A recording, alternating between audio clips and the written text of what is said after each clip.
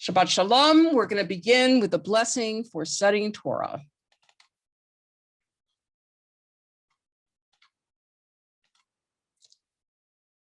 Here we go. Baruch atah Adonai Eloheinu melech haolam asher kitshanu b'mitzvotav v'tzivanu la'asok b'divrei Torah. Okay, so we just finished reading about Samson, and I suspect that we're going to complete Judges today, or definitely by next time, which will be our last Torah study for this season. Please note, as we go into the following chapters, that Samson is really the last judge who's mentioned.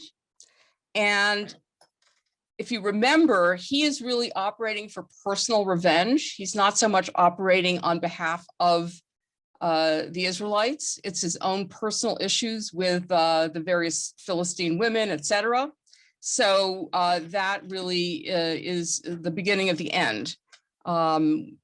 We're really descending into anarchy. We already heard once before that there was no king in Israel, and therefore everybody did what was right in their own eyes. It's sort of a Wild West situation that's going to end in the need for a king and a centralized political system.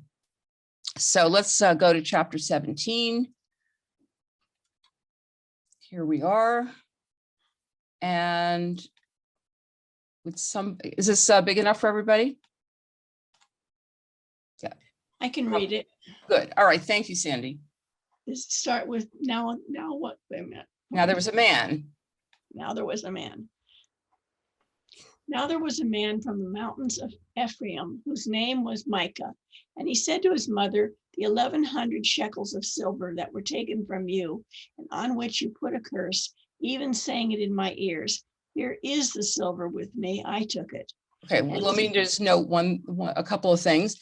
1,100 shekels is, by the way, the amount of money that the Philistines paid to Delilah. So it's just an echo of that story. And so we start off with Micah stealing from his own mother. Okay, not a very highly moral person. And she's put a curse. Now, actually, you'll see later when we get to the book of Samuel that the King Saul is going to also do something similar. He's going to put a curse on whoever does such and such a thing. It turns out to be his own son. So she's put a curse on whoever stole the silver. So now he's confessing to her. Okay, please continue. His mother said, may you be blessed by the Lord, my son. So when he had returned the 1,100 shekels of silver to his mother said, I wholly dedicate the silver from my hand to the Lord for my son to make a carved image and a molded image. Now, therefore, I will return it to you. Thus, he returned the silver to his mother. Then his mother took 200 shekels of silver and gave them to the silversmith, and he made it into a carved image and a molded image, and they were in the house of Micah. Okay, so the mother basically reverses the curse. She blesses him instead because she doesn't want him to be cursed. And she's going to make a molten image, which of course we know is not okay, right? We're not allowed to be idolaters. Okay. The man Micah had a shrine and made an ephod and household items, and he consecrated one of his sons who became his priest. In those days, there was no king in Israel. Everyone did what was right in his own eyes.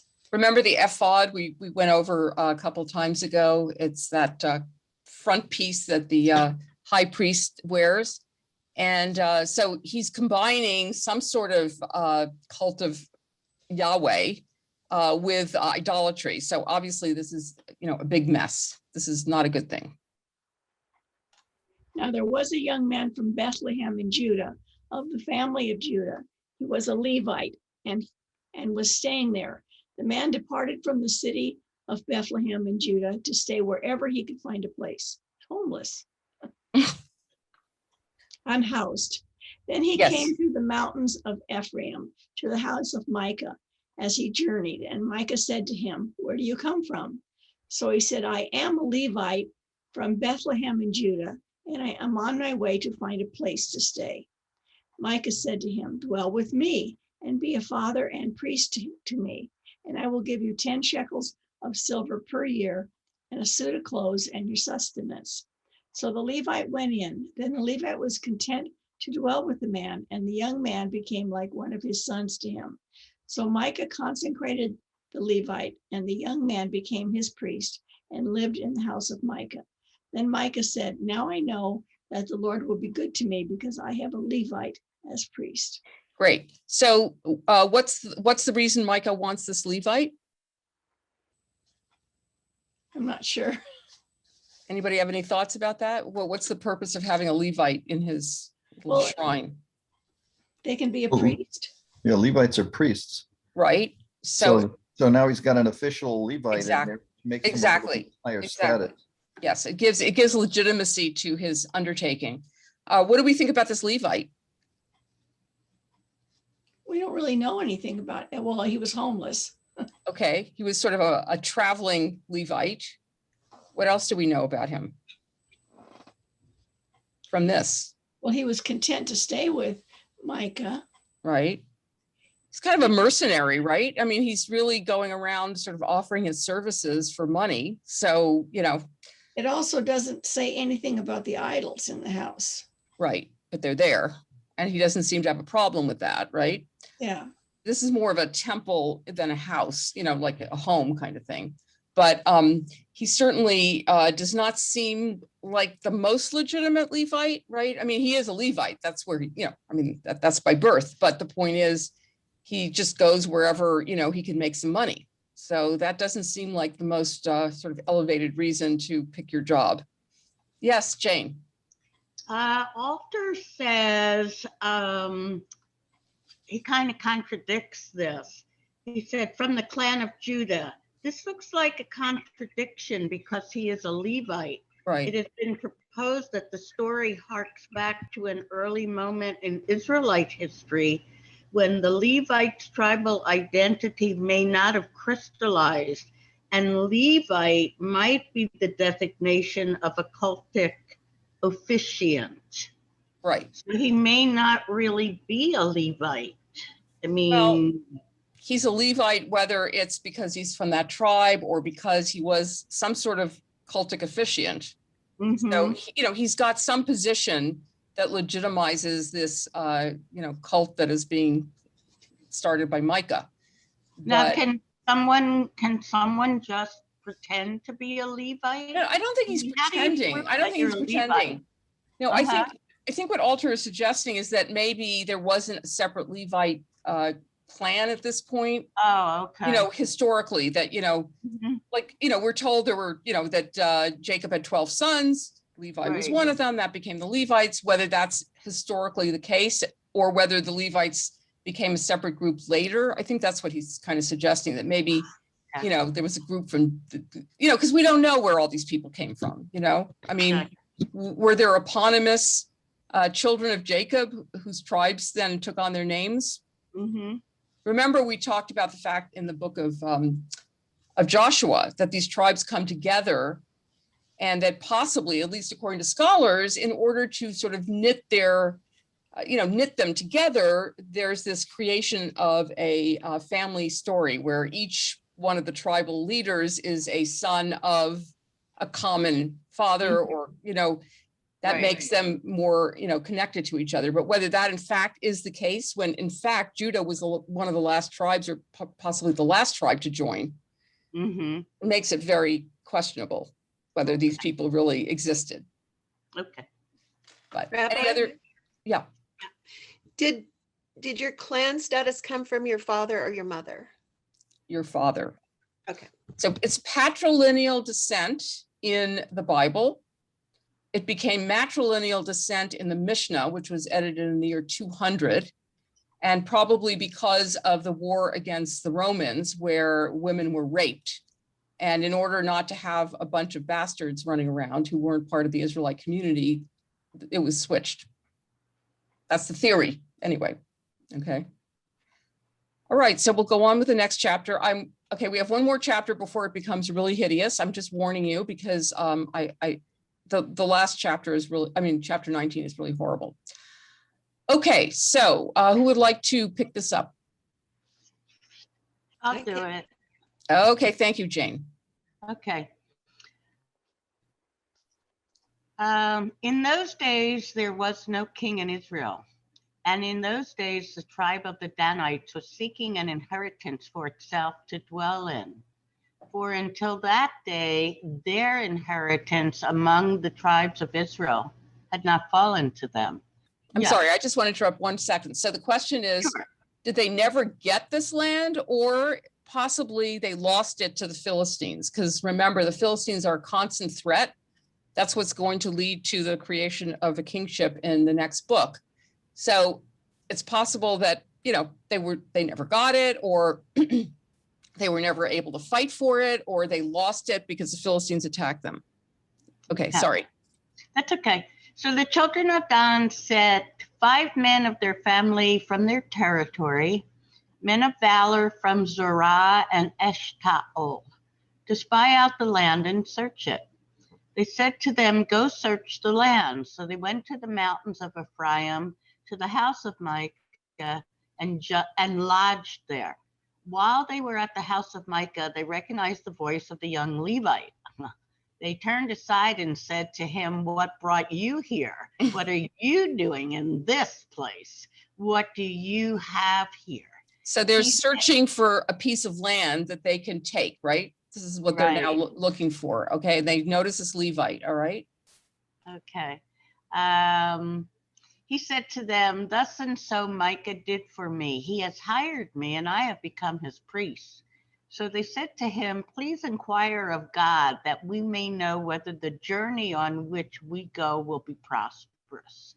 And the priest said to them, "Go in peace. The presence of the Lord be with you on your way." So the 5 men departed and went to Laish. They saw the people who were there, how they dwelt safely in the manner of the Sidonians, quiet and secure. There were no rulers in the land who might put them to shame for anything. They were far from the Sidonians, and they had no ties with anyone. By the way, Then- let me just interrupt one more time. I'm sorry. Notice that the priest, says, "Go in peace, the presence of God it will be with you." I mean, he's not really responding to their request, right? Mhm. Please inquire of God. It sort of makes you wonder whether this Levite, I mean, yes, he's a Levite in terms of birth, but he doesn't seem to be able to do what a priest is supposed to do, inquiring of God, right? He just Right. kind of gives them a vague, like, "Hey, go in peace, everything will be fine." And they Mhm. find a group of people who seem to be very unaware of the possibility that somebody might attack them, right? Right. So, and this is the opposite of what happened when the Israelites are about to enter into the land of Canaan. Remember, they send out spies and they come back with the opposite report. Remember, it looks like the people in the land are giants and we're grasshoppers. So here, oh yeah, we find these people, they seem pretty secure and unaware, probably good place to attack. Okay, sorry. That's okay. Then the spies came back to their brethren at Zorah and Eshtaol, and their brethren said to them, "What is your report?" And they said, "Arise, let us go up against them, for we have seen the land, and indeed it is very good. Would you do nothing? Do not hesitate to go and enter to possess the land. When you go, you will come to a secure people and a large land. For God has given it into your hands, a place where there is no lack of anything that is on earth." I think that's interesting because it's not theirs to take. Well, yeah. Well, What's I don't know. I mean, So God has given this to you. That's the line that got me. Okay. well, God it is Canaan, so supposedly they're allowed to take it, but it's just an interesting reversal of what the spies have to say in previous books in the Torah, where they say the land is good and whatever, but we're not gonna be able to take it. This is the opposite. What is a And no- secure people? What does that mean? I'm sorry? A secure people, what does that Well, mean? they're very comfortable. They don't, they're not on guard, they're not worried that somebody's going to attack them. So, that's a good people to attack because they're not, They're vulnerable. yeah, they're vulnerable. And so Yeah, and you notice that there's no judge here, there's nobody leading anybody, right? It's all sort of very unfocused here as far as how people operate. Okay, And 600 men of the family of the Danites went from there, from Zorah and Eshtaol, armed with weapons of war. Then they went up and encamped in Kiryat Yearim in Judah. Therefore, they call that place Mahane Dan to this day. There it is, west of Kiryat Yearim. And they passed from there to the mountains of Ephraim and came to the house of Micah. Then the 5 men who had gone to spy out the country of Laish answered and said to their brethren, do you know that there are in those houses an ephod, household idols, a carved image, and a molded image? Now therefore consider what you should do. So they turned aside there and came to the house of the young Levite man, to the house of Micah, and greeted him. The 600 men armed with their weapons of war, who were the children of Dan, stood by the entrance of the gate. Then the 5 men who had gone to spy out the land went up. Entering there, they took the carved image, the ephod, the household gods, and the molded image. The priest stood at the entrance of the gate with 600 men who were armed with weapons of war. okay, I'm going to move it so. Thank you. Confused. Okay. When these went into Micah's house and took the carved image, the ephod, the household gold, god idols, and the molded image, the priest said to them, what are you doing? And they said to him, be quiet, put your hand over your mouth and come with us. Be a father and priest to us. Is it better for you to be a priest to the household of one man, or that you be a priest to a tribe and a family in Israel? So the priest's heart was glad, and he took the ephod, the household gods, and the carved image, and took his place among the people. Okay, I really appreciate your reading this with real emotion. That's great. So this priest, as I said, he's a mercenary, right? So here he is, he's getting a better deal. Hey, you're just serving one guy. You could be serving all of us. Isn't that better? Obviously, you're going to get paid more money. It's going to be more prestigious. So fine. And, he has no problem with these idols and the carved image, things that are absolutely forbidden, right? Were they his? I mean, they belong. They belong to Micah. He's okay stealing, having idols, going for a better deal. Not a very pure priest. How many commandments has this priest broken? Right, exactly. Then they turned and departed and put the little ones, the livestock, and the goods in front of them. When they were a good way from the house of Micah, the men who were in the houses near Micah's house gathered together and overtook the children of Dan. And they called out to the children of Dan. So they turned around and said to Micah, what ails you that you have gathered such a company? So he said, you have taken away my gods, which I made, and the priest, and you've gone away. Now, what more do I have? How can you say to me, what ails you? And the children of Dan said to him, do not let your voice be heard amongst us, lest angry men fall upon you, and you lose your life with the lives of your household. Then the children of Dan went their way. And when Micah saw they were too strong for him, he turned and went back into his house. So these Danites are not so wonderful either, right? So they took the things Micah had made and the priest who had belonged to him and went to Laish, to a people quiet and secure, and they struck them with the edge of the sword and burned the city with fire. There was no deliverer because it was far from Sidon, and they had no ties with anyone. It was in the valley that belongs to Beit Rehob. So they rebuilt the city and dwelt there, and they called the name of the city Dan, after the name of Dan their father, who was born to Israel. However, the name of the city formerly was Laish.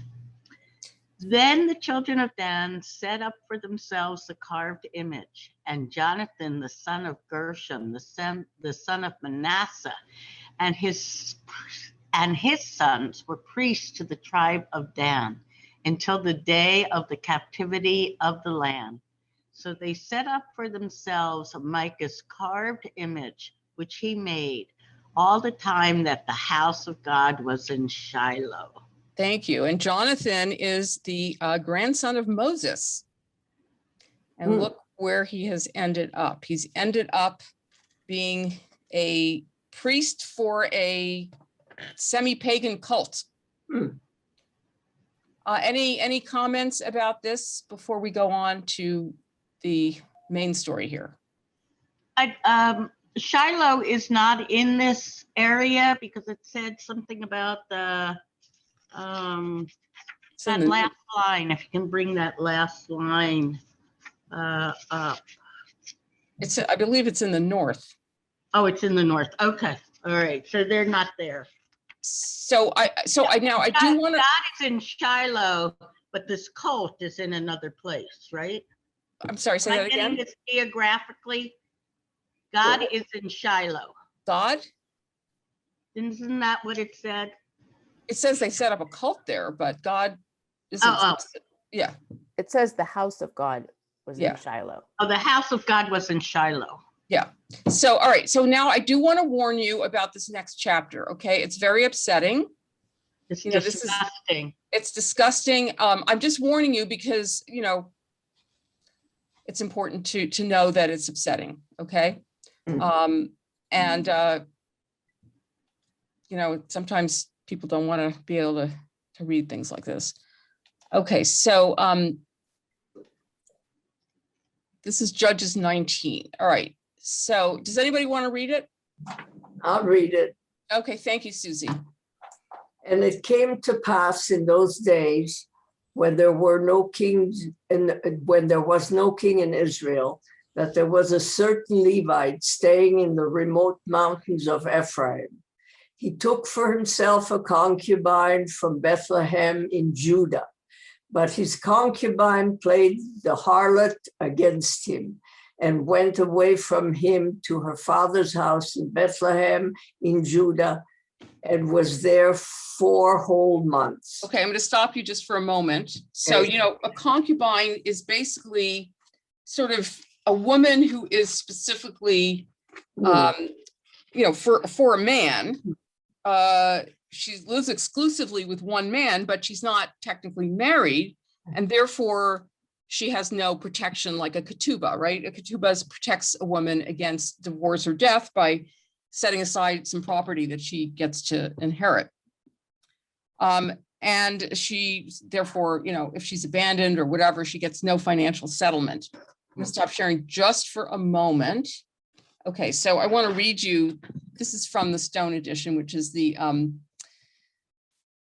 Orthodox sort of perspective and based on traditional commentary.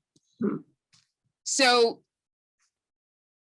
it says his concubine deserted him. I don't, there are different translations here, but anyway, the translation follows. So they say his concubine deserted him. And then there are a number of different traditional commentaries who translate it as she committed adultery. Okay. In the translation we had that she played the harlot. So apparently she had an affair or something, which of course, if you're dedicated to one man, you are not allowed to have any other relationship. It says, although a concubine is not a married woman, it was still an act of unfaithfulness, and she left the Levite because he was angry with her. Okay, the Talmud records 2 reasons for the Levite's anger. According to Rabbi Eviasar, he found a dead fly in his food. And according to Rabbi Yonatan, he was annoyed by her sloppy personal hygiene. Where they get these, Yeah.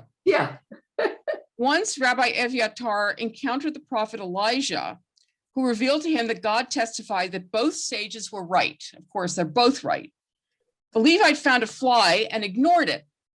But when the second problem emerged, he became angry about both. This is actually, believe it or not, in the Talmud. Okay. The Talmud means to teach that a person's overreacting to a trivial provocation can lead to a terrible outcome, and that seemingly forgotten grievances can emerge and explode when they are recalled. God himself taught this in order to alert people to the importance of refining their character. The sages use this story as an example of how harmful it is when a man imposes fear upon his household. This Levite frightened his concubine so that she left him, and the family spat led to horrible and bloody civil war, which we'll find about in a moment. I thought that was kind of funny that, he found a fly in his food and that pissed him off. And then apparently her personal hygiene was not so terrific. Where did Yeah, they get that? I have no idea. I mean, it's like They are very stuff out of the imaginative. Yeah. But Too much wine or something, you know what? They focus a lot on sexual matters in the Talmud, believe it or not. And they come up with very strange things sometimes. That's what All right, happens with repressed societies. Exactly. And men spending untold hours together. All right, we're going to go back to the story. I have a question though. Oh, okay. So are we done with the previous story about the Yes. town? Okay. But it kind of echoes the other one because this is a Levite and Yes. he's spending time in Judah. Absolutely. This definitely echoes, and we just found out about a Is it- Levite. Are these stories consecutive or could this be a backstory on the first guy? No, I don't think it's the same guy. Okay. Yeah, but I do think that the fact that we just learned about a Levite who is a mercenary and who doesn't seem to have a problem with a cult that has idols, we're starting to see that maybe even the Levites are not so wonderful. These are the priestly class. They should be, more above reproach, I think. And so, yeah, definitely there's a connection, but it's not, I don't think it's the same person. It's yet another very, very problematic Levite. Okay, so Susie, let's go to verse 3. Verse 8, 3. oh, 3. Then her husband. Okay, yeah, I got it. Then her husband arose and went after her to speak kindly to her and bring her back, having his servant and a couple of donkeys with him. So she brought him into her father's house, and when the father of the young woman saw him, he was glad to meet him. Now his father-in-law, the young woman's father, detained him, and he stayed with him 3 days. So they ate and drank and lodged there. Then it came to pass on the 4th day that they arose early in the morning, and he stood to depart. But the young woman's father said to his son-in-law, "Refresh your heart with a morsel of bread, and afterwards go your way." So they sat down, and the two of them ate and drank together. Then the young woman's father said to the man, "Please be content to stay all night and let your heart be merry." And when the man stood to depart, his father-in-law urged him, so he lodged there again. Then he arose early in the morning on the 5th day to depart, but the young woman's father said, "Please refresh your heart." So they delayed until afternoon, and both of them ate. Yeah. And when the man stood to depart, and his concubine and his servant, his father-in-law, the young woman's father, said to him, "Look, the day is now drawing toward evening. Please spend the night. See, the day is coming to an end. Lodge here that your heart may be merry. Tomorrow, go your way early so that you may get home." All right, so let's just stop for a moment and look at what's going on here. And he doesn't spend the night that night. But so what's going on here? Do you notice anything odd about this story?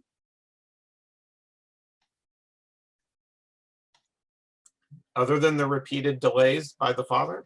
Well, there is repeated delays. And by the way, as far as these delays go, what is the problem by the time they finally leave?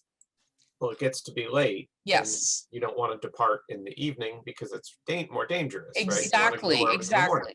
exactly. So, the Levite and his concubine get up early in the morning and they're ready to go because you want to travel when there's light out. You don't want to travel when it's pitch black because you get brigands and all sorts of people that might attack you. So number one, each delay ends up with their, finally going in towards the late afternoon. So that's already a sign of danger. What else? Look what happens here. So the concubine, who has no name, notice please, goes to her father's house, right? And she's there for a few months. So presumably, he's done something to chase her away. If you read the story later, you'll see it's probably doubtful that he was nice to her and she just chose to leave on her own. And whether she committed adultery or something else, clearly there's something going on that caused her to leave. So the husband comes back to get her, and what happens in the encounter? It sounds like the father doesn't want him to take her. Well, she's been with the father for a few months, right? Oh, I know, but he probably doesn't want the guy to take her. Maybe he Oh, I see what you're saying. he's dangerous. Oh, okay. So that's a possibility, that he's delaying these people so that maybe they'll never leave. Okay, that's an interesting possibility. The husband arises and goes after her to speak kindly to her and bring her back. And by the way, he brings 2 donkeys, meaning that she would have a donkey to ride on, which is something to remember for later. What happens once he gets to the father's house? Does anybody pay attention to the woman? It never comes up, does it? The woman disappears. The woman completely disappears. The 2 men are like, drinking and eating together and having a good old time. And nobody even mentions the woman. What's that? They're bonding. They're bonding. Sure, that's lovely. Yeah, father and son-in-law. Son-in-law, right, exactly. I'm sorry, Rabbi, but No, I know you froze. My computer suddenly went, and I didn't even touch anything. No, I know. There's probably a connection problem. It's okay. So we're talking about the fact that the husband goes, he's called a husband, is Baal probably in Hebrew, which is sort of master, but he goes after the woman to bring her back and bonds with the father. And nobody says a peep to this woman. They don't ask her when she'd like to leave, whether she'd like a drink, It's the father and the son-in-law who are just, having a grand old time together. And, this is presumably the husband trying to make amends with his concubine, but that never even seems to come up. It says he went to speak kindly to her. Whether he does speak kindly to her, who knows? But he's certainly, not in any way having anything to do with her. And I think, Susie, while you were frozen out, Jason mentioned the fact that they're going to be leaving in the late afternoon, meaning they're going to have to travel at night, which is dangerous. Oh. And it's the father's fault because he keeps delaying and delaying and delaying them. And he's trying to get them to delay one last time. Tomorrow you'll go on your way. But the man was not willing to spend that night. So he rose and departed and came opposite Jebus. Jerusalem was run by the Jebusites, even though supposedly it was conquered by Israel. And with him were the 2 saddled donkeys. His concubine was also with him, almost like an afterthought, right? The donkeys come first. She's along too, right? They were near Jebus, and the day was far spent. And the servant said to his master, "Come, please, and let us turn aside into this city of the Jebusites and lodge in it. It's late. We can't get home. So let's not keep traveling, during the dark. So let's just stop here." Now, does the father not have a problem with his daughter being a concubine? Apparently, he doesn't seem to have any concern for her whatsoever, unless these delaying tactics are a way to keep her from being with the guy. But it doesn't seem like he has anything to say to his daughter. He's like he's so intrigued with with his son-in-law that he just wants to hang around with him for day in, day out. Rabbi, Yeah. would the father have had anything to gain for either himself or his daughter by trying to gain better influence with the man? I don't understand exactly the legal status of a concubine or what would have put the daughter in the position where that would have been her only option. So I'm just curious, like if it would have been an attempt to influence. That was what I was thinking originally. It was to try to get him to make her a legitimate wife so that she would have some security. I wasn't really sure what that meant in terms of her ability to have any control over her life. Not that the father does seem very concerned about her, but that could have been a motive if it made any sense. I just don't know. Well, that's very nice of you to think about, but I don't really think he's that concerned with his daughter. I mean, he'd be talking to her, Yeah. at least one time. He doesn't seem to have any interest in talking to her, right? Right. Well, presumably they spoke during the several months she was living. Maybe, who knows? It doesn't say anything about it, But now this guy came and, he's got a guy to hang around and drink with. So he's Right, exactly. being a guy. Yeah. And then also the father's hospitality towards at least the son-in-law is something to keep in mind for later, very soon.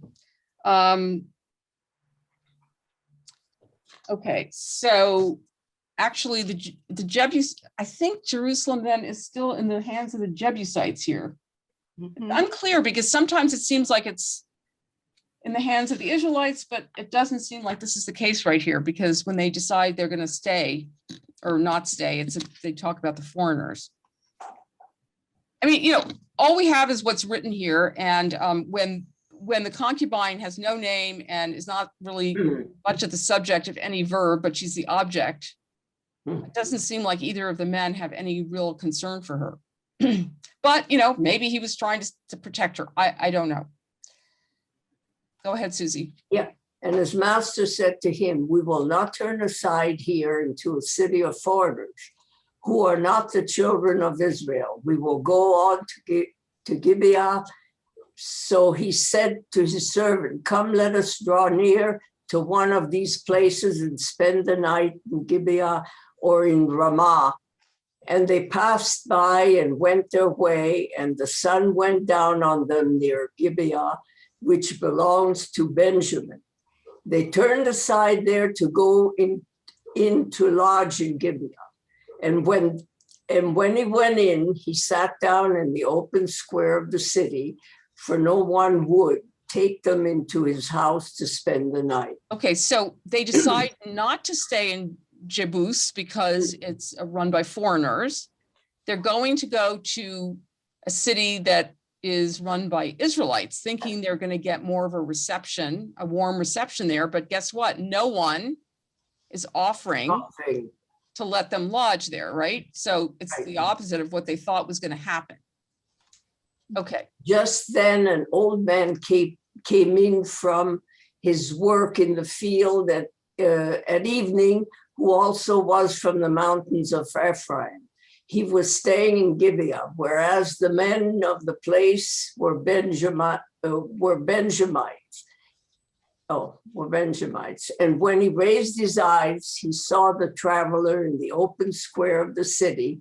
And the old man said, where are you going and where do you come from? So he said to him, we are passing from Bethlehem in Judah towards the remote mountains of Ephraim. I am from there. I went to Bethlehem in Judah. Now I'm going to the house of the Lord.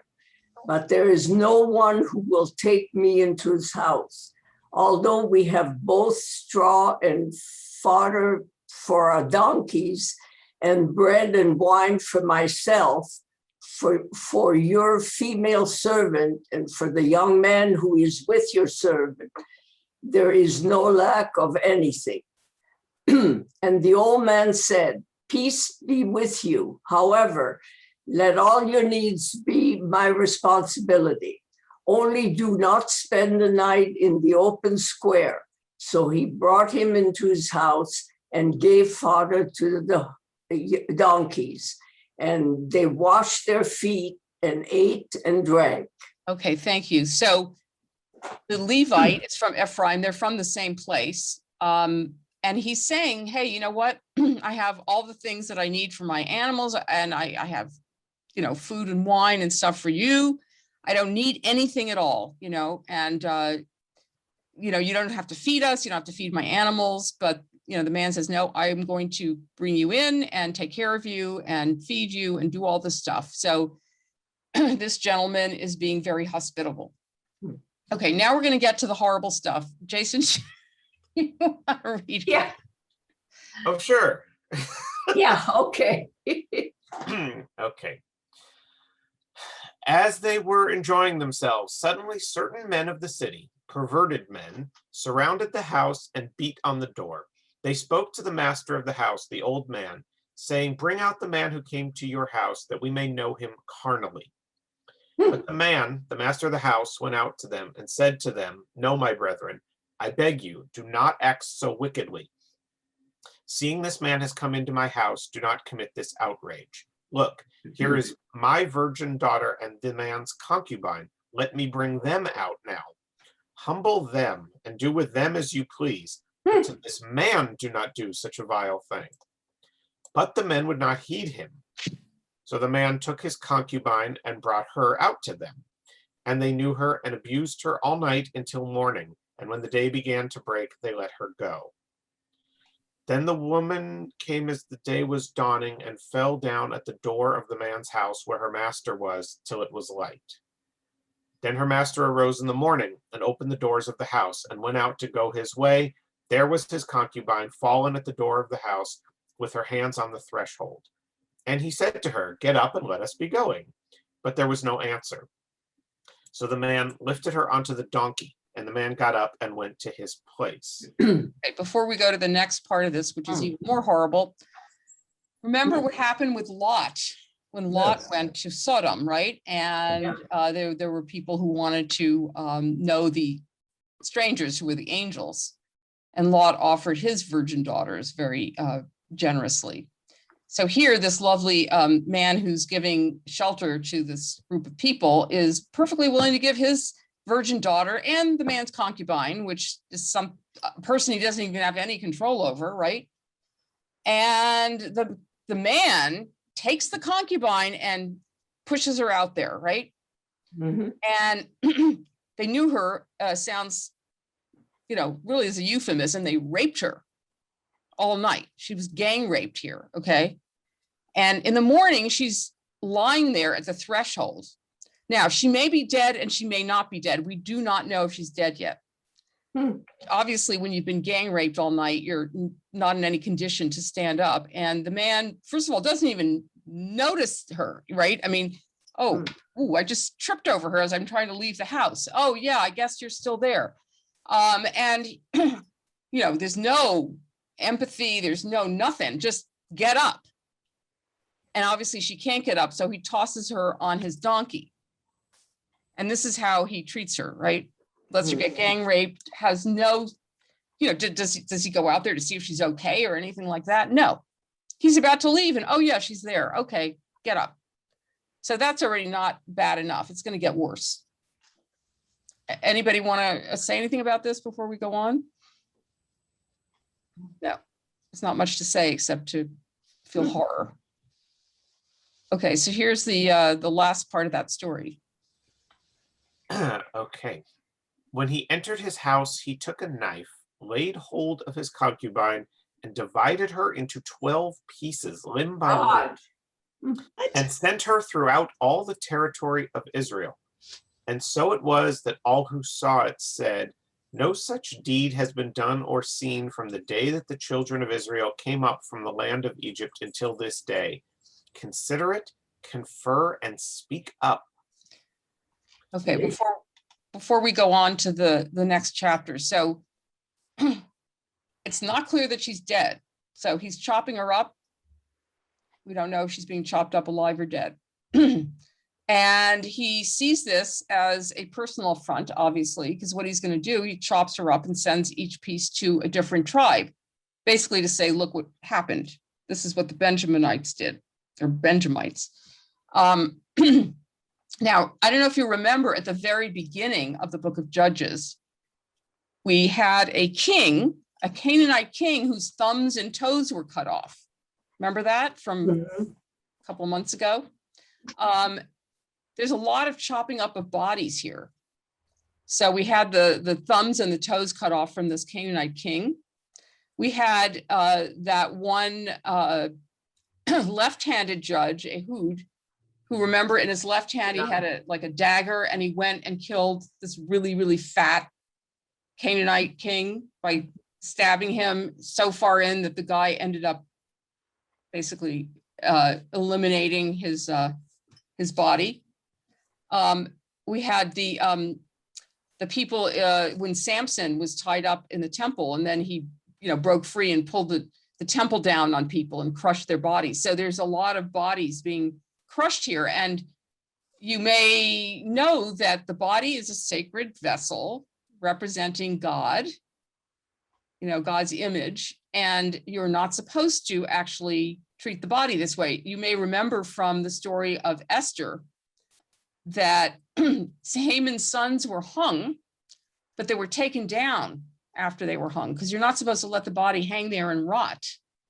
So this is a violation of the body, just to show how depraved people were in Israel at this time. So any comments about this beyond just horror? Okay, so we got 2 more chapters, see what happens once the body's sent out. Okay. So now we're going to have a war. Does anybody want to read this? I can keep going if you Thank want. you, Jason. Israel's war with the Benjamites. So all the children of Israel came out from Dan to Beersheba, as well as from the land of Gilead, and the congregation gathered together as one man before the Lord at Mizpah. And the leaders of all the people, all the tribes of Israel, presented themselves in the assembly of the people of God, 400,000 foot soldiers who drew the sword. Now the children of Benjamin heard that the children of Israel had gone up to Mizpah. Then the children of Israel said, "Tell us, how did this wicked deed happen?" So notice that they gather together now.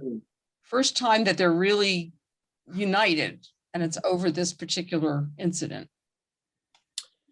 So the Levite, the husband of the woman who was murdered, well, now we know. So she Well, once she was cut up, she was definitely dead. answered and said, "My concubine and I went into Gibeah, which belongs to Benjamin, to spend the night. And the men of Gibeah rose against me, and they surrounded the house at night. Because of me, they intended to kill me. But instead, they ravished my concubine so that she died.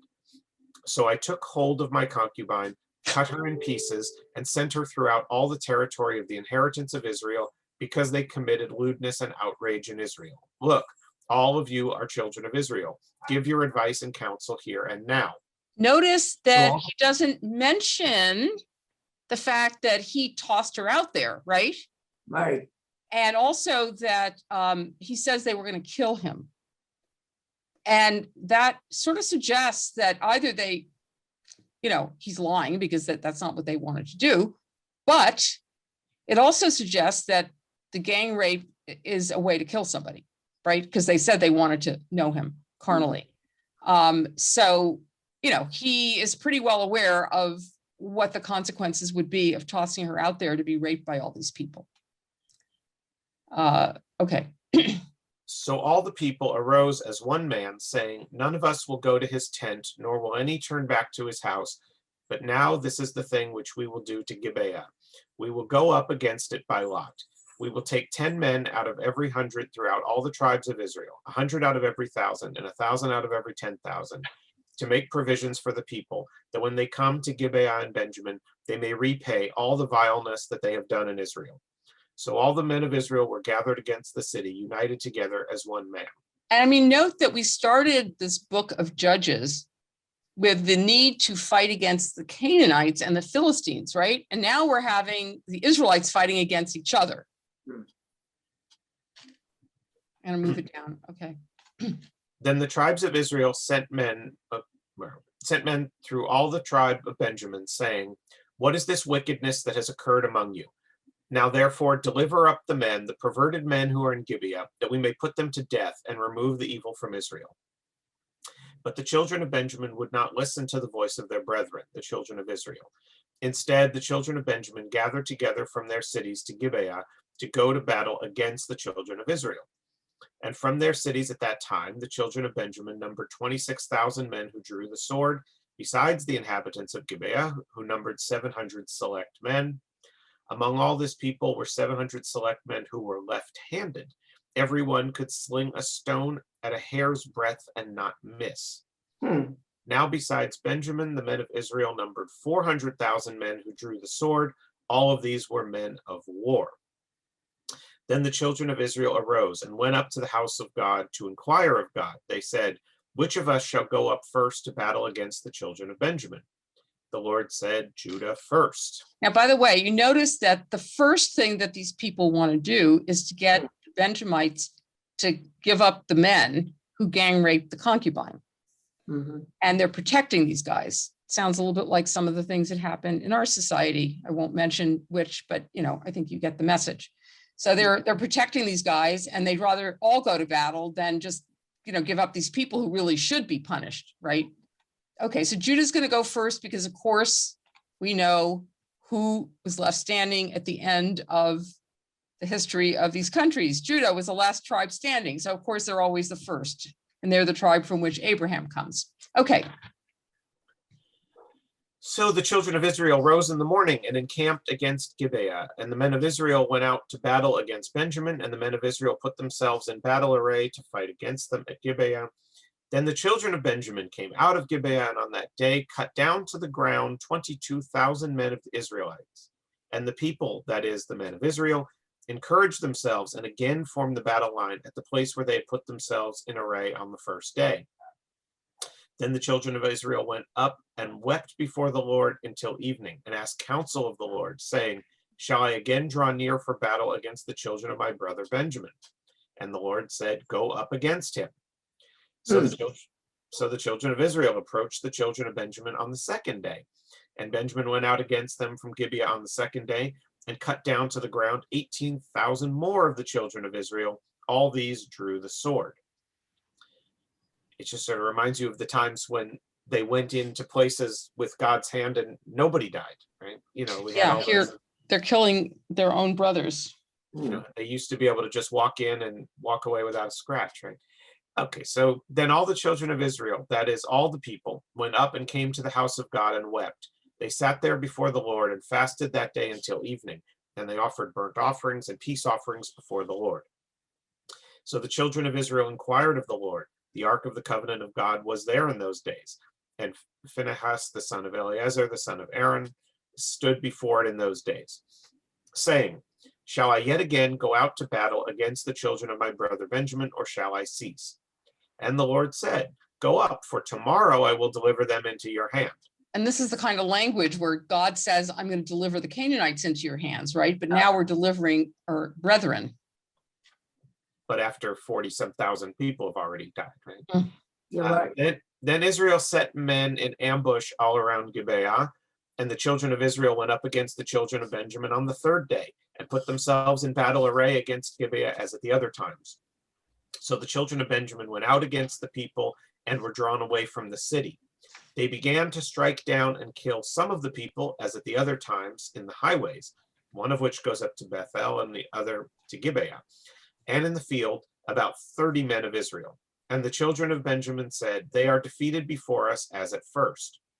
But the children of Israel said, "Let us flee and draw them away from the city to the highways." So all the men of Israel rose from their place and put themselves in battle array at Baal Tamar. Then Israel's men in ambush burst forth from their position in the plain of Gibeah, and 10,000 select men from all Israel came against Gibeah, and the battle was fierce. But the Benjamites did not know that disaster was upon them. The Lord defeated Benjamin before Israel, and the children of Israel destroyed that day 25,100 Benjamites. All these drew the sword. Very, very sad. Let me move this. So Are you the okay children- reading? Okay. So the Are you children okay? of Benjamin, so the children of Benjamin saw that they were defeated. The men of Israel had given ground to the Benjamites because they relied on the men in ambush whom they had set against Gibeah. And the men in ambush quickly rushed upon Gibeah. The men in ambush spread out and struck the whole city with the edge of the sword. Now the appointed signal between the men of Israel and the men in ambush was that they would make a great cloud of smoke rise up from the city, whereupon the men of Israel would turn in battle. Now Benjamin had begun to strike and kill about 30 of the men of Israel, where they said, "Surely they are defeated before us, as in the first battle." But when the cloud began to rise from the city in a column of smoke, the Benjamites looked behind them, and there was the whole city going up in smoke to heaven. And when the men of Israel turned back, the men of Benjamin panicked, for they saw that disaster had come upon them. Therefore they turned their backs before the men of Israel in the direction of the wilderness, but the battle overtook them, and whoever came out of the cities they destroyed in their midst. They surrounded the Benjamites, chased them, and easily trampled them down as far as the front of Gibeah toward the east. Sorry. That's okay. And 18,000 men of Benjamin fell. All these were men of valor. Then they turned and fled toward the wilderness to the rock of Rimmon, and they cut down 5,000 of them on the highways. And they pursued them relentlessly up to Gidom and killed 2,000 of them.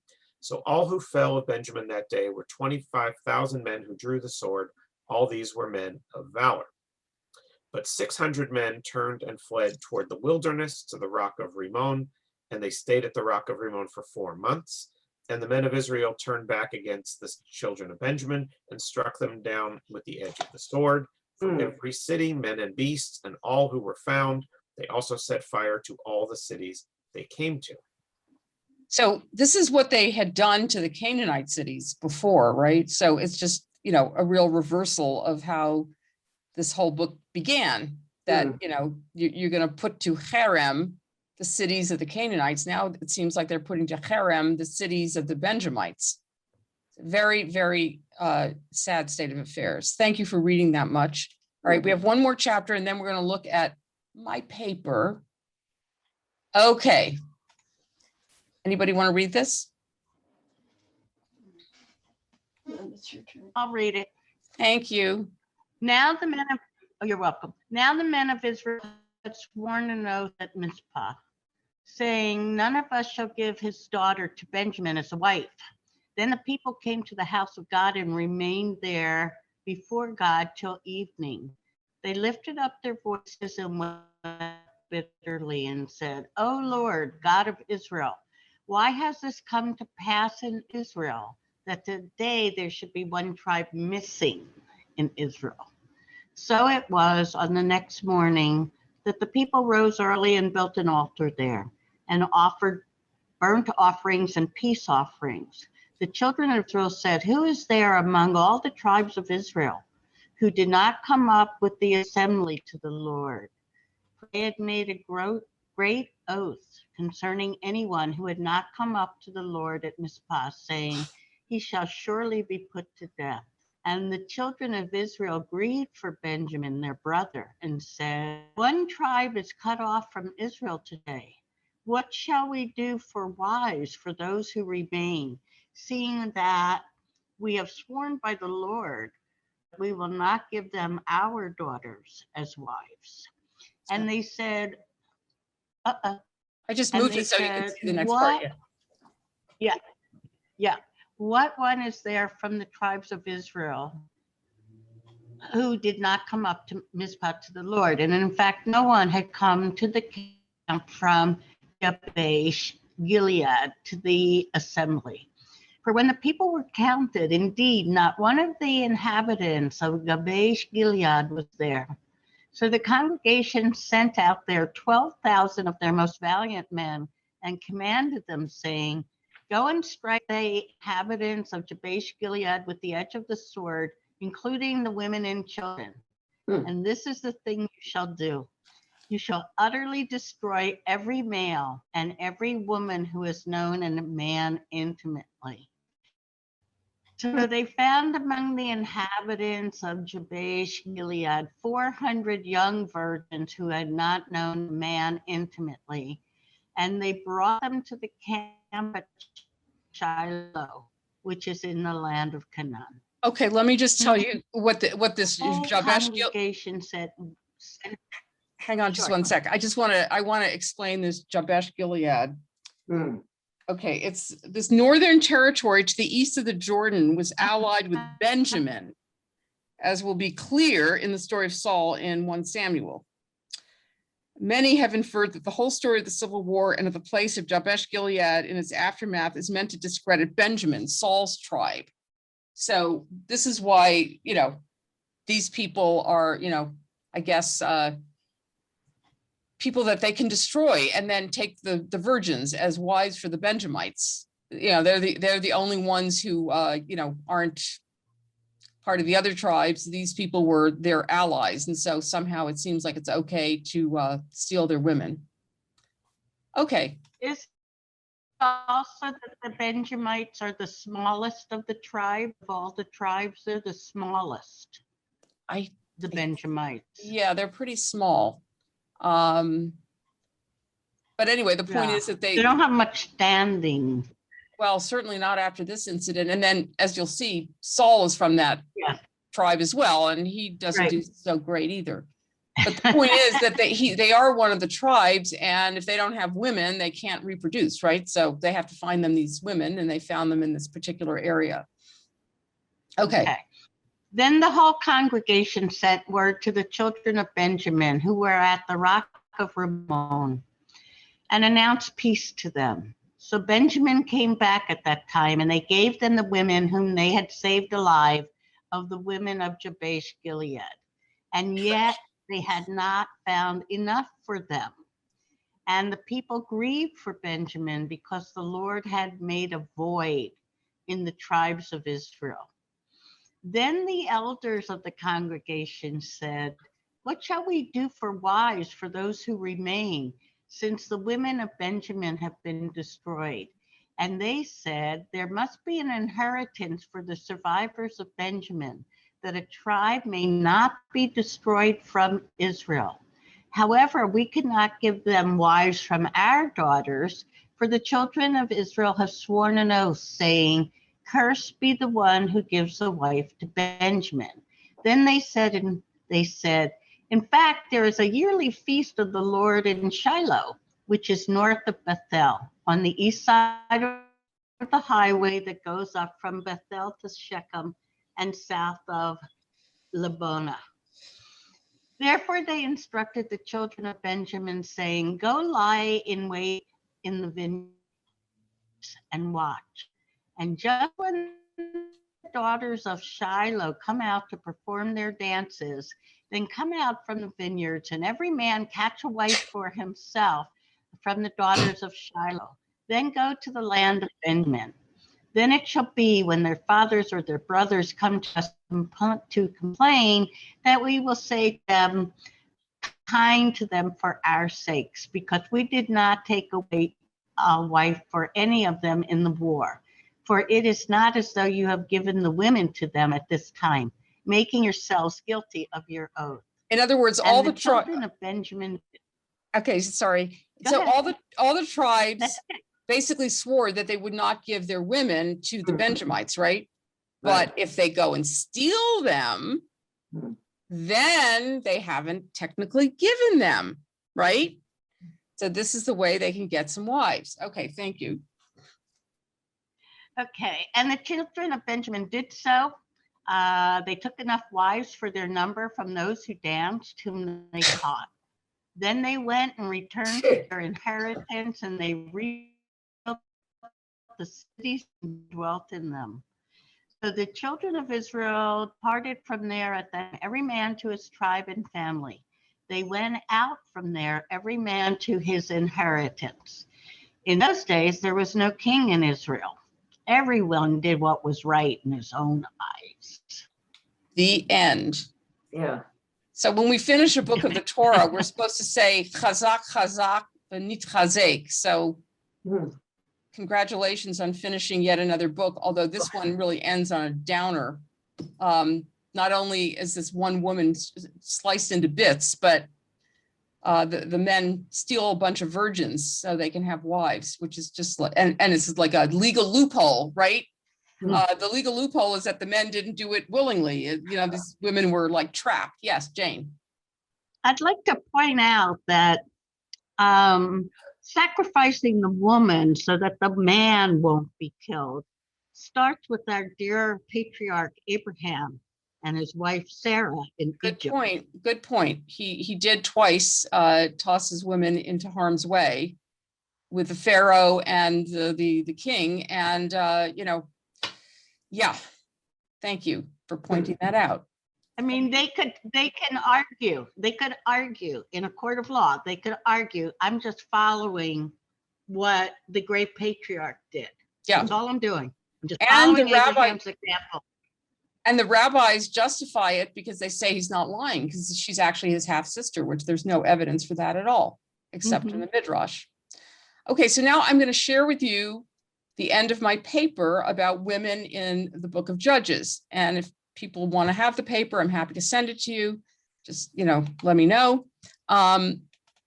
So here we are. Oh no, that's not it. Wrong one. Sorry about that. Okay, let me share that again. It says Judges paper. Here we are. Okay, I'm going to put it up here and stretch it out. Okay. So where the book of Judges begins with women of action and language. Remember, we have Devorah and we have Yael at the beginning of the book of Judges. It ends with a woman who is virtually inactive and absolutely wordless. We never hear a word from the Levite's concubine, right? She's also nameless. The Levite's concubine makes her only independent move when she leaves her husband at the beginning of the story. Thereafter, she is either invisible in the text or treated purely as an object. She never speaks. Her one action, returning to her father's house, is followed by descriptions that increasingly point to her state of defeat. Cheryl Exum sees this as cause and effect. By daring to act autonomously in the first place, Cheryl Exum gives her a name, Bathsheba, puts herself beyond male protection, and for this she must be punished, right? Because she walks away from her husband. Well, I guess that's not okay. The text moves quickly to establish the Levite's concubine as a non-entity. Following her departure, we are told that the Levite goes after her to, quote, speak to her heart. We might expect that a conversation between husband and wife might follow, perhaps even a reconciliation. However, from that moment on, the focus shifts sharply away from her and onto the two men in her life, where we are told nothing about the reception she receives upon arriving at her father's house, right? It never says her father was so glad to see her. He said, so glad, you can stay with me as long as you want. Nothing, right? On the other hand, we learn that the Levite is greeted with joy by his father-in-law. What follows is a lengthy recounting of the interchange between husband and father. 5 days go by and not a word is said about the concubine. Phyllis Tribble writes, as these two men unite, the woman who brought them together fades from the scene. Rivalry between the males has replaced unity. A journey to speak to her heart has become a visit to engage male hearts with no speech to her at all. An ominous note is sounded by the delay of 5 days. Is the father worried that his daughter has been abused by the Levite? This is what one of you suggested. Maybe the reason the father is delaying is because he's worried about her, but we don't know. In this regard, Fuel and Gunn note, we might wonder if the father, reluctant to send his daughter back into a situation of possible mistreatment, intentionally delays his guest. The concubine's status as a virtually invisible object is intensified during the journey home. When the Levite finally departs, his wife is included in the scene as an afterthought, mentioned only after his mules, which we noted. In the next two verses, the Levite and his servant discuss logistics. His wife is never consulted. She is not even referred to until 9 verses later, when she is again mentioned after the mules. The man who offers them lodging is said to see only a traveler and speaks to him in the singular. In other words, the man says, oh, you obviously need a place to stay, but he's only talking to the one person, that, the Levite. The Levite responds first in the plural, including in his we, no doubt, servant, mules, and concubine, but proceeds to speak in the singular. This is something you can't see in the English, obviously. But so that the old man speaks in the singular to this guy, meaning, he's not even seeing the woman. And the Levite eventually also speaks in the singular. The old man brings him in the singular into his house. What follows is probably the most brutal, horrifying, and degrading story about a woman in the Tanakh. The scene is Gibeah, which is Gibeah, is a close parallel to the story of Lot in Sodom, suggesting thereby a time of great sin and immorality. And don't forget, we're talking about Israelites doing this. This is not, people from Sodom. This is Israelites. Like Lot, who tries to protect his visitors by offering his virgin daughters, the Levite offers his concubine to the worthless men of the city. But this story is even more grotesque. As Tribble points out, parallel in setting, vocabulary, and motifs, the two stories now diverge to make ours the more despicable. Remember, any gobbledygook is Hebrew that did not get translated the font is now missing from my computer. The husband not only offers, but he seizes his wife to protect himself. Furthermore, Lot's daughters are not raped because the angels intervene. In this story, as in this is Jephthah's daughter, there is no angel to protect the woman. The ensuing gang rape takes up one verse. Like that's about all it seems to be worth. Phyllis Tribble notes the brevity of this section on female rape contrasts sharply with the lengthy reports on male carousing and male deliberations that preceded, because you just had this, several days of the men drinking and having a great time together, and then bang, she's raped, and that, doesn't deserve more than a few words. However, the story is told in graphic and gripping detail. Following the leisurely pace of the narrative thus far, it comes across as shocking and abrupt. The Levite's reaction is even more scandalous. The next morning, the concubine crawls back to the threshold of the house that has protected him and his host, right? He's protected, she's outside. And the threshold is sort of the liminal space between those two. The Levite has clearly forgotten about her. He opens the door and practically trips over her. What he sees are her beseeching hands, an incredibly poignant and breathtaking image. Without flinching, he cruelly orders her to get up. When she does not move, he picks her up like a sack of potatoes and throws her on his donkey. Just as he grabbed her to throw her out to the townfolk, he now grabs her, the same verb is used, cuts her into 12 pieces, and sends her to the Israelite tribes. Tribble points out that in the end, she is no more than the oxen that Saul will later cut in pieces and send throughout all the territory of Israel as a call to war. So when we get to the story of Saul, this will be resonating. He cuts up the oxen just the way this man cuts up his wife. Rachel Adler notes that the use of the same words used when Abraham is about to sacrifice Isaac. And the only other instance in the Bible of being used, as I said, I'm very sorry, but I no longer have the font. Where the violence was withheld and resolved for Abraham, it is given full force here. So again, an intratextual thing going on here where the words are used in one story as well as in the other, but the outcome is different, right? There's an angel here that saves Isaac, just as you'll see later with Saul, his son gets saved too when there's a curse that's put upon the person who does the thing that Saul curses. When the Levite recounts the story to the assembled tribes, he does not speak of his own actions as Gibeah, and he leaves ambiguous whether or not the woman was dead when he cut her up. Remember, I told you it's not clear that she's dead. Tamara Cohen-Eskenazi explains that this ambiguity implicates everyone in the crime. However, what is the response of the tribes? As Cheryl Exum notes, even though the Levite is a disreputable character, it is nonetheless the Levite's version of events to which the tribes respond. I mean, the guy is not, someone that, I'm sure people look up to, because if he does this to her, he probably did other things. What infuriates them is not the violent gang rape of his wife, but as Tribble notes, the harm done to a man through his property, right? Are they upset that she was raped? No, they're upset that, oh, wait a minute, that's your property they messed with.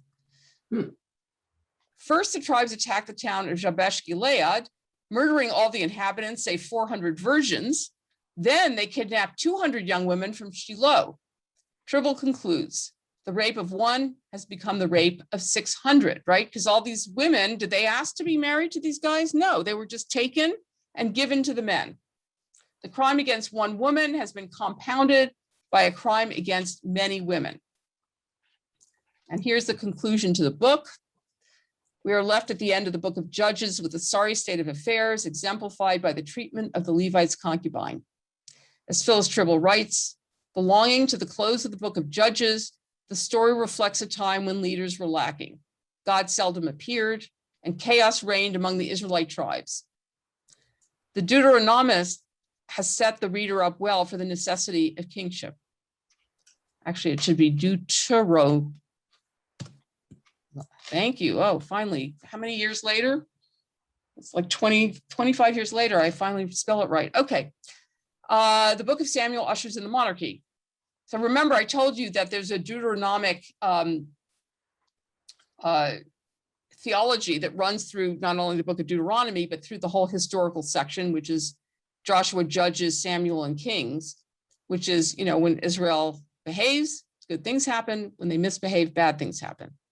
Now, it's interesting, the Stone commentary, which is the Orthodox commentary, says, actually, there were more good years than bad years amongst the Israelites. There were more years that they were doing what they were supposed to do than bad years, but somehow it's the bad years that get all the ink, sort of like, the way, even like the war with Israel that just happened with Hamas.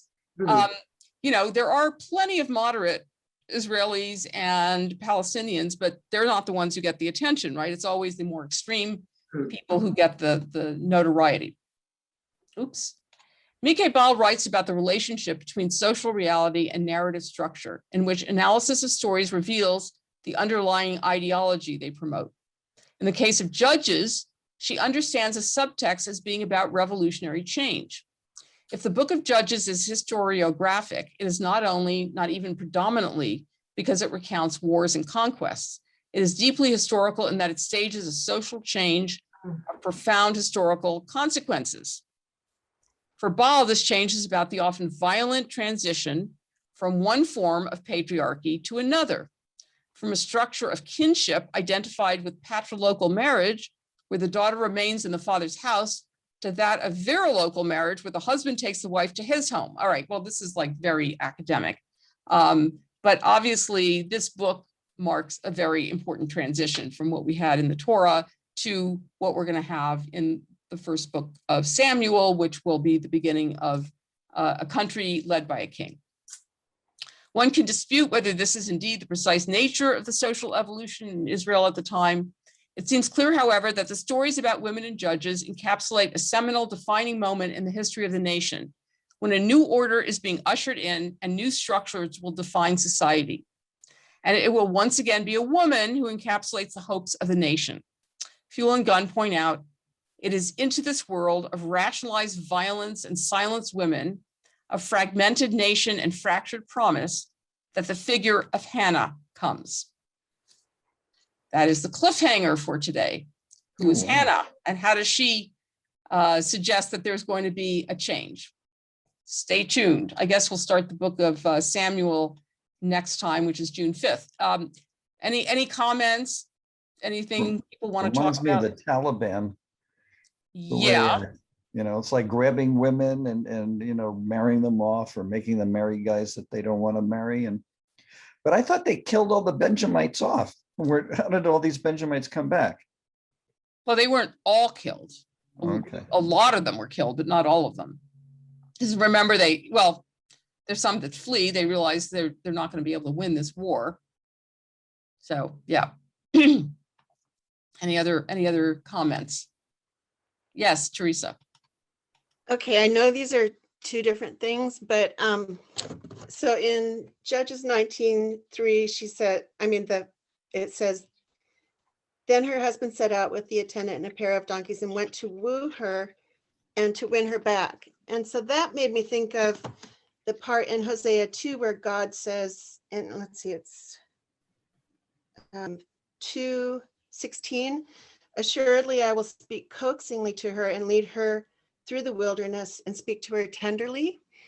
And I was just wondering if maybe the prophets looked back at these stories and tried to rectify them or redeem them in some way and rewrite them so that they wouldn't be so horrible, and then so they could teach something to us. And then I remembered that Hosea's wife had not exactly been true to him. So I wondered if there's any connection between those two. Okay. And in Hosea 2 is not completely comfortable either. Okay. There's a lot to say in response to that. First of all, there is a book, I think it's by Ilana Pardes, I have to look it up, where she actually takes some stories that are in the Bible and sees them redeemed in other stories. And I have some information about that I can send you.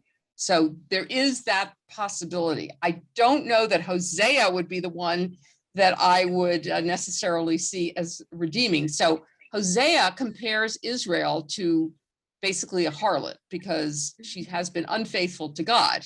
She's gone after other gods.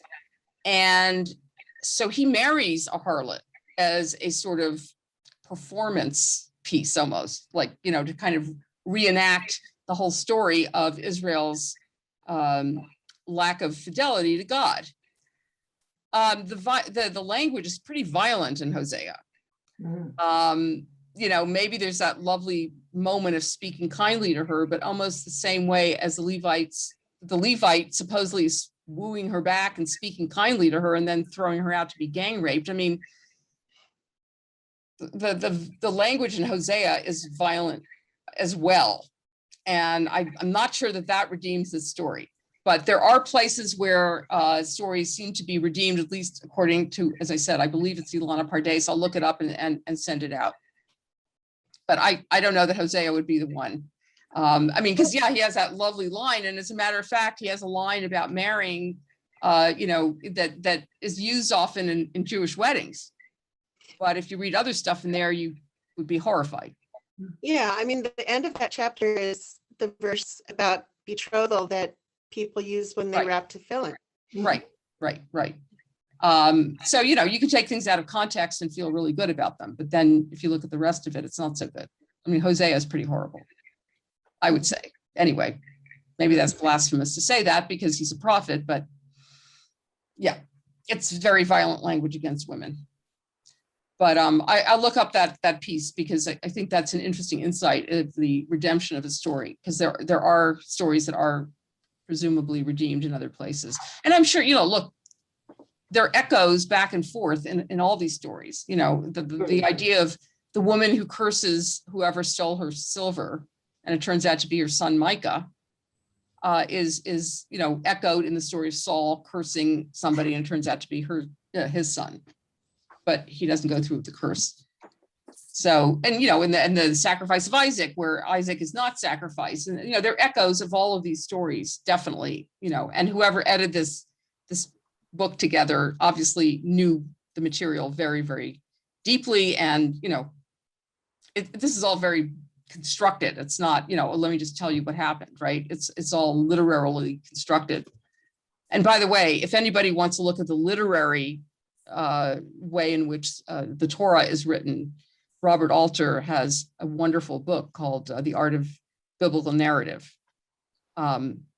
So I would highly recommend that. Any other comments or thoughts or reactions?